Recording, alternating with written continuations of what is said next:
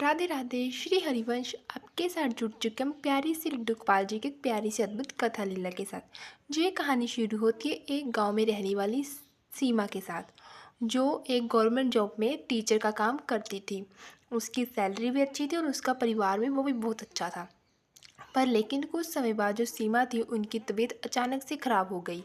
उनके हस्बैंड ने कहा कि चलो हम डॉक्टर को दिखाते हैं, टेस्ट वगैरह करवा लेते हैं। उन्होंने डॉक्टर को दिखाया, टेस्ट वगैरह करवाए।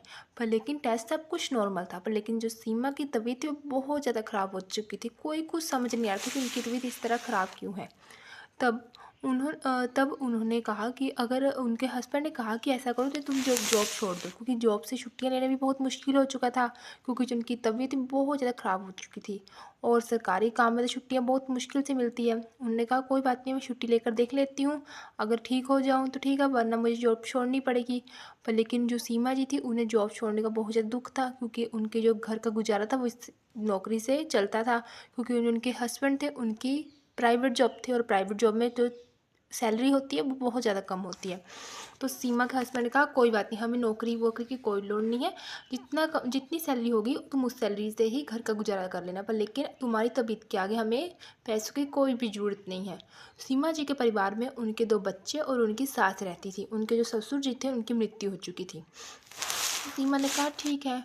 तो सीमा भी बहुत ज़्यादा चिंतित हो गई कि मैं क्या करूँ, मुझे जॉब छोड़नी पड़ेगी, घर का गुजारा, बच्चों की फ़ीस, क्योंकि आजकल महंगाई के ज़माने में थोड़े पैसों से गुजारा करना बहुत ज़्यादा कठिन हो जाएगा। क्योंकि उनके हस्बैंड की सैलरी बहुत ज़्यादा कम थी, सरकारी जॉब थी तो उनका अच्छे से गुजारा हो जाता था। अब सीमा को और ज़्यादा टेंशन हो गई। एक तो सीमा की तबीयत खुद ख़राब और ऊपर से उसे इस बात की टेंशन। तो एक दिन सुमन को मिलने उसकी एक दोस्त आई जिसका नाम था सीता। सीता उस सुमन की बचपन की दोस्त थी। उसने कहा कि सुमन, मैंने जो तुम्हारे बारे में सुना, तुम्हारी तबीयत इतनी ज़्यादा ख़राब हो चुकी है। तो उसने कहा हाँ, मेरे हस्बैंड ने कहा है कि तुम मुझे जॉब छोड़ दो। अब मुझे जॉब छोड़ने की टेंशन है, क्योंकि अगर मैंने जो जॉब छोड़ दी तो हमारे घर का गुजारा बहुत मुश्किल हो जाएगा चलना। तो जो सीता थी वो बहुत ज़्यादा धार्मिक विचारों वाली थी। उसने अपनी दोस्त से कहा कोई बात नहीं, तुम मुझे जॉब, अगर तुम्हारे हस्बैंड कह रहे हैं तो तुम्हें अपनी तबीयत पर ध्यान देना चाहिए, पर लेकिन अगर तुम मेरी एक बात मानो तो तुम्हारी तबीयत खुद ही ठीक हो जाएगी। तो सीमा ने कहा बताओ क्या करना होगा मुझे। उसने कहा तुम लड्डू गोपाल जी की सेवा करनी शुरू करो, क्योंकि लड्डू गोपाल जी की सेवा से सब कुछ ठीक हो जाता है। हमें भगवान पर विश्वास रखना चाहिए। तुम लड्डू गोपाल जी से कहो, वो तुम्हारी तबीयत ठीक कर देंगे। उसने कहा ठीक है, तुम्हारे पास लड्डू गोपाल जी है तो ठीक है, मैं तुम्हारे लड्डू गोपाल जी से कहती हूँ कि मेरी तबीयत ठीक कर दे। अगर मैं ठीक हो जाऊँगी तो मैं भी अपने लिए एक नए से लड्डू गोपाल जी लेकर आऊँगी और उनकी सेवा करूँगी। इतना कह दिया सीमा ने। तो सीता ने कहा ठीक है, याद रखना भगवान से तुमने वादा किया है, कि भगवान तो अपना वादा निभाएंगे, अब वो तुम्हें ठीक कर देंगे, पर लेकिन तुम्हें भी अब लड्डू गोपाल लेकर आने होंगे। उसने कहा ठीक है, जब देखेंगे अगर मैं ठीक हो जाऊँ तो। पर अचानक से चमत्कार हो गया। जो सीमा थी उसकी तबीयत ठीक होने लग गई, और जो सीमा थी अब फिर से वो स्कूल जाने लगी। और सीमा ने अपने हस्बैंड को बताया कि अब मुझे लड्डू गोपाल लेकर आने होंगे, क्योंकि मैंने सीता से वादा किया था कि अगर लड्डू गोपाल जी मेरी तबीयत ठीक कर देंगे तो मैं अपने लिए भी लड्डू गोपाल लेकर आऊँगी। तो उसमें हस्बैंड ने कहा ठीक है, मैं लड्डू गोपाल ले आऊँगा। उनके हस्बैंड मार्केट गए, वहाँ से एक लड्डू गोपाल जी की प्रतिमा ले आए। प्रतिभा को घर ले आकर सीमा ने लड्डू गोपाल जी को अच्छे से स्नान करवाया, उन्हें नए वस्त्र पहनाए, उनकी पाठ पूजा करके प्राण प्रतिष्ठा कर दी। अब जो सीमा थी वो लड्डू गोपाल जी का भी ध्यान करने लगी। अब उनको भी बस अपने बच्चों के साथ नहलाती, उन्हें भोग लगाती, ठीक है ना, वस्त्र पहनाती, आरती करती, सब कुछ सीमा लड्डू गोपाल जी की सेवा करने लगी।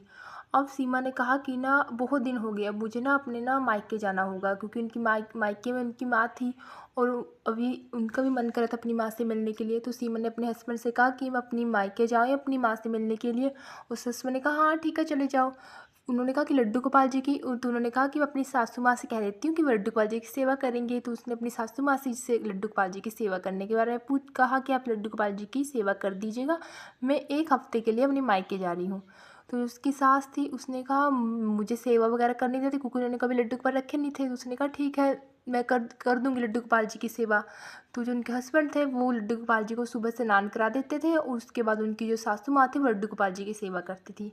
वो सिर्फ लड्डू गोपाल जी के पास जाती और उनकी आरती करती, और उनके बाद दूध का भोग लगा देती थी, क्योंकि उन्हें लड्डू गोपाल जी की सेवा करना नहीं आता, क्योंकि उनके अंदर उस सेवा का भाव नहीं था, उन्हें मालूम नहीं था लड्डू गोपाल जी क्या है, क्या उनकी सेवा कैसे होती है।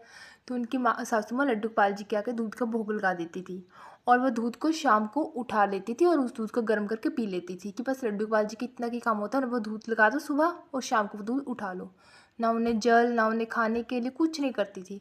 और जो सीमा थी वो अपने मायके आ गई, वहाँ पर खुशी-खुशी रहने लगी। पर लेकिन जो सीमा थी जैसे वो रात को सोती तो उसे अचानक से अलग-अलग सपने आने लग जाते।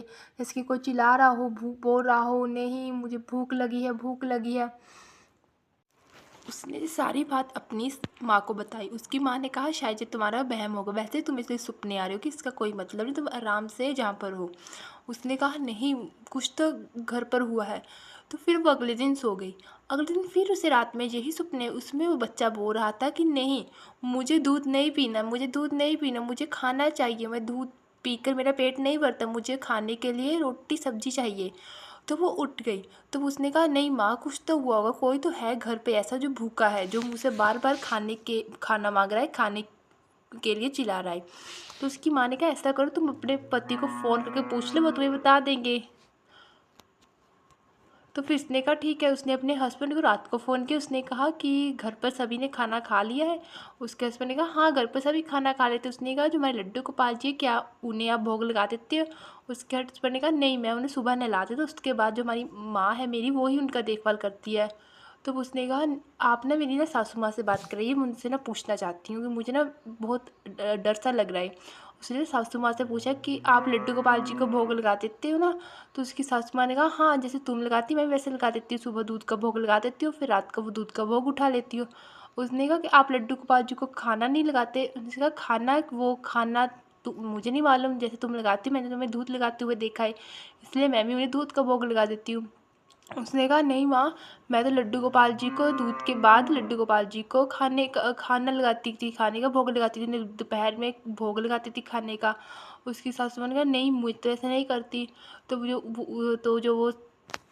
जो सीमा जी थी, अब उसे सब कुछ पता लग गया कि उसके साथ ऐसा क्यों हो रहा है। तो उसने कहा नहीं सासू माँ, आप लड्डू गोपाल जी से जाइए और उनसे माफ़ी मांगिए, क्योंकि वो मुझे सपने में बार बार दिखाई दे रहे, मुझसे वो खाना मांग रही है। और उसकी सासू माँ ने लड्डू गोपाल जी के पास जाकर क्षमा मांगी, और जो सुमन है उसने भी अपने मन ही मन में लड्डू गोपाल जी से क्षमा मांगी।